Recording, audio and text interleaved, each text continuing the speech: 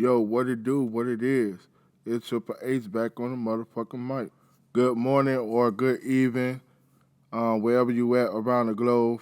Thank you for tuning in to the Triple Ace podcast. Yeah, I had a rough week and weekend this week. So turns out it was a snow blizzard in Wisconsin. From Wisconsin, my actually started from Minnesota, Wisconsin, Illinois, Michigan, Indiana, I think. Yeah, Indiana, Ohio, um, Pennsylvania. So basically, the whole North, right? It was a snow blizzard, and I got caught in that shit. So I never been in a slow blizzard before in my life. I'm from Florida, so um, everything was snow white. When I tell you couldn't see nothing, um, shit, trees was everything. I'm talking about snow white, white to the teeth. I wish my teeth was that damn white. So, and it's cold. It was like below 18, or minus 18. It was snow. So, I ended up shutting down. Had to get to a truck stop, and man, trying to get out of the truck and get food and everything, that was a no-no. I stayed by that heater, everything. But it's messed up for up north people. So my thing is, up north people, like y'all from there, right? So my thing is, like, y'all should know how to drive in the snow. You know, I'm seeing cars in the ditch, spinning out, and the thing is, when you driving on ice, you gotta go slow. You can't go fast. So I just want to know why y'all do that. Like, why y'all still end up in the ditch or on the side of the road? Just don't understand that. It happens every year. So I understand that you ain't from the up north and you don't know nothing about the driving in the snow. I understand that part. But y'all should be able to drive in the goddamn snow. It just don't make no sense. So I'm driving, I seen a truck spinned out, ice on the road, um, cars in the ditch. Really bad shape, man. The roads be really bad. And, if you ain't got to go nowhere, stay home. The tow truck, man, y'all getting him all your money because he got to go in there and pull your asses out. So, yeah, man, I've been through hell this weekend dealing with that snow. And a UPS truck driver almost jackknifed his shit when I was getting in Indiana, and there's nothing but ice there. Like, there's ice everywhere, man. So, yeah, up north, man, it is a lot of fucking snow, a snow blizzard. And I had to deliver up there in Wisconsin, and I had to pick up a load out of Wisconsin, heading back to Ohio. So I had a rough week dealing with that and my first time in the blizzard. So that was very fun for me. All right, Netflix had bought the former Army base in New Jersey, and they're thinking about creating over 3,500 jobs, and this should help with the New Jersey economy, and this will bring jobs in the future. But it buys the former Army base to create 850 million production studios in New Jersey. So they think by doing this, it will help the economy out in New Jersey, bring more jobs there, um, and help the city of New Jersey build up its colony and in the future. So it's a big studio. You can go online and look at it. It's a big studio. It used to be an army base, and they're gonna take over that, and they're gonna start filming a lot of production that's gonna come out of that, and make jobs for people that's there, and for people that do have Netflix password to other people's Netflix. Starting next year, you won't be able to use it because they finna cut that out. So they want y'all to pay for your own account instead of borrowing people's account. So if you broke, I feel sorry for you. So starting next year, you won't be able to use that same pen as the person who gave it to you. So don't be surprised if you try to log in with that same password. It's not going to happen. So when they say soon, I'm guessing early January. So January come around, you haven't paid for your own account, get your own Netflix, I feel sorry for you. Just know you won't be able to use that same password. So don't think that whoever you got the password from, don't think they haven't paid their bill and it just cut off. No, that's not the issue. So they don't want you using other people's password. So you got to get your own account starting next year. All right? So that's the end of Netflix news. All right, my boy Trey Songz. Trey Songz back in the news again. This time, Trey Songz punched two people out of bowling alley. Back in October, one was a woman, one was a man. The woman was hospitalized. The man suffered a couple bruises on him. I guessing this happened in New York City because that's where he turned himself into. Now, what the hell is going on with Trey Songz? I mean, his music career was, at one point, it was the highest. And after that, he kind of went down. Like, what happened to Trey Songz? He made good music. I didn't see nothing else wrong with him. And he started getting these R. Kelly claims. And one of them by Kiki. So after that, he been being in the news for other shit. But he make good music. I just don't know what happened to him. But you need to get your shit together, Trey Songz, if you're listening. Because you need to get back on point. R&B wouldn't be the same without you. So, I mean, damn. Hitting a female, and then you hit a dude. I don't know what they did to you, but whatever they did to you, they piss you off. I don't know, they're your friends or whatever, but was it worth it? So now you locked up, facing charges, and this happened back in October. One was a woman, one was a dude, so I don't know, they white or black, but who cares? Other than that, he turned himself in New York City Police Department. You can go online and look at his mugshot. And, yeah, that's it for Trey Songz. He locked up. That's it for Trey Songz news. In Alabama, an older black lady was arrested on a $77 ticket that she did not pay. The court gave her so many chances to pay, but she failed to show up in court to pay the ticket. So they sent out a warrant for her arrest.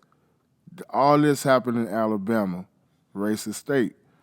So what happened two police officers came to, give her, gave her arrest, serve her the warrant. Now, you had a white cop, you had a black cop.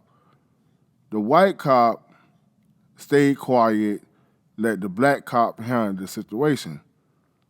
In the video, it shows the black cop laughing. This could have been his grandma.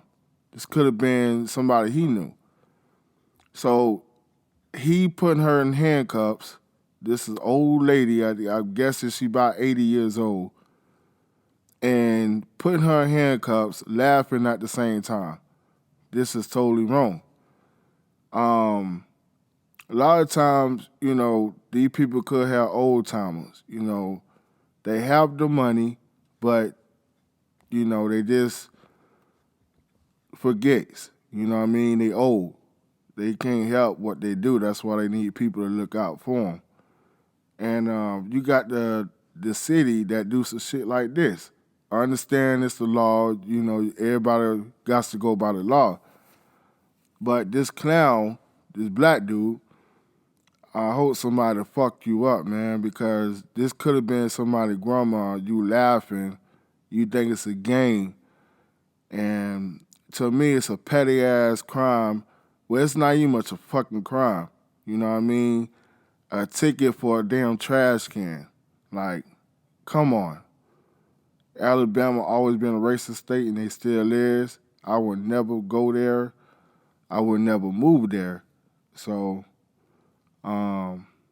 this whoever grandma that was, I'll find that cop and whoop his ass. And I think she getting bailed out. A lot of people bailing her out because they seen the situation.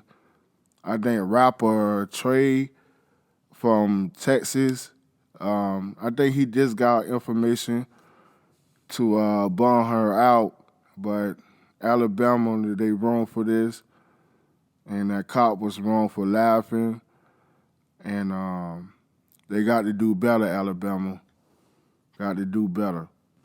All right, Memphis rapper by the name of Big Star died at the age 22, and Memphis police confirmed that he died of, I think, Percocet. He overdosed, basically. I think with Percocet, some shit like that. 22 years old, died, overdose. He was signed to Gucci Mane, 1017 Records, record label. So Icy Boy, man, what a tough tragedy. I guess he was on drugs then. So, overdose on it. A lot of these rappers dying young. I remember when I was growing up, we had to make it to 19, either 19 or 16. So, but now these rappers ain't making it to 30. It's a damn shame.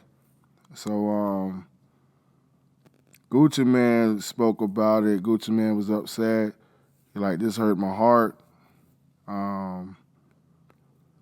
This is one of his artists that he cared about. I never listened to his music. I don't know him like that, but I guess he was an upcoming rapper from Memphis. Gangsta Boo spoke about him. But other than that, I think he was just an upcoming rapper. But 22 years old, died, overdose. And I hope any other young person look at this as an example. And his girlfriend was with him at the time, and she tried to, bring him back to life, but it was just too late. So if you know anybody that's on drugs, if you care about them, get them in rehab quick. So RIP to Big Star, and I hope this teaches everybody a lesson. All right, check out my social media account. All right, starting with YouTube. Go to Triple Ace Podcast 5152. Go to Instagram, look for Triple Ace. Also go to Instagram, look for Triple Ace Artwork. And Facebook, Adrian Booth. Twitter, Triple Ace 12. You can find me at those social media accounts. And also hit up my Patreon. Patreon is Triple Ace Podcast. So you can go there. You can also donate. You can see a whole bunch of other stuff that I don't post. And you can support me there. You also can support me on my Cash App, which is at Triple Ace 12. You can do that. Also, you can check out my kids' book, Madison and Friend Tommy. You can look for it on Amazon. Also, check out LenardClothingLine.com. You can go in there buy a t-shirt, a mug, some pants. Also, go to storefrontier.com/Triple Ace Artwork. And I got a bunch of t-shirts on there. And also check out my music. If you got Apple, go to iTunes, type in Triple Ace. If you're on Google, Android, go to Google Store, type in Triple Ace. And Spotify, if you're on there, type in Triple Ace. And look up my music and check it out. All right. A Los Angeles jury on Friday found rapper / the singer Tory Lanez guilty on all 3 charges related to July 2020 shooting of a fellow rapper, Thee Stallion, in the Hollywood Hills of Los Angeles, California. Tory Lanez had played not guilty to the assault with a semi-automatic firearm, carrying a loaded, unregistered firearm in a vehicle, and discharged a firearm. According to the prosecutors, the jury convinced him on all 3 counts. Megan accused Lanez of shooting her in the foot after she exited a vehicle they had been riding through and following an argument from a party. Yeah, so he faces 22 years in prison and possibility of being deported back to Toronto, Canada, where he's from. So he will get up here, and I just don't know when, but he will get up here. And it really didn't look good for both sides, Megan or Tory. So if Megan lost, everybody would say she's a liar. And if Tory would have, now Tory lost the case, so it showed that she wasn't in line, basically. The sad thing about it, he got locked up 2 days before Christmas, and he did have a kid, so now his kid won't see him or spend time with him for Christmas, sad. But for Megan, she walked away as a winner, and a lot of people upset with the verdict. You ask me, it still wasn't a good decision on both behalf, or best decision on both behalf, but as far as their career go, so basically Tory Lanez's career is basically done. And 22 years, that put him out the pocket. And then when he do get out of jail, he will be back and get deported. And he needs the United States in order to make money, basically. So Megan walked away as a winner. And Tory Lanez's father spoke about Rock Nation. Got something to do with it. So they putting the blame on Jay-Z. So Jay-Z is the enemy right now. So I know Jay-Z would probably sleep and like, what the fuck going on here? Why my name's in it? But reason why his name in it, because the lawyer who would defend the case is down with Rock Nation, which is Jay-Z label. So he had a big fuss about it when he came out of court, and he said he will get justice for his son, and that's about it. It's a sad situation, but Megan won the case, so even when Tory Lanez get appear, but it still doesn't, he got to win that case, because if not, he doing 22 years. So his career is pretty much over with. So that's it for the Tory Lanez versus me. Joe Budden said on his podcast that every upcoming new rapper should take a SAT test. And I totally agree with that, because a lot of these rappers, they sign a contract and they don't know what the hell they're doing. Or they'll go out there perform and don't know how to perform. And they should have a SAT test along with the contract. And they should make rules and regulations for new artists. Not just to be a hater, but just to save your career. Back in my days, artists know how to perform, know how to rock the crowd, rock the mic, and stuff like that, and stay out of trouble. So I totally agree with Joe Budden. He said on his podcast, and I totally agree. I think every new rapper that come in the game should have a SAT test and go from there. I don't see nothing wrong with it. And then, maybe these old cats that started rap and hip-hop, maybe they would get the respect they deserve. And maybe these new cats come in the game, they know if it weren't for KRS-One, LL Cool J, and all the other great artists, it wouldn't be no them. So that'll put an end to all this dumb shit that new artists come in the game and they think they started it all. No, bitch.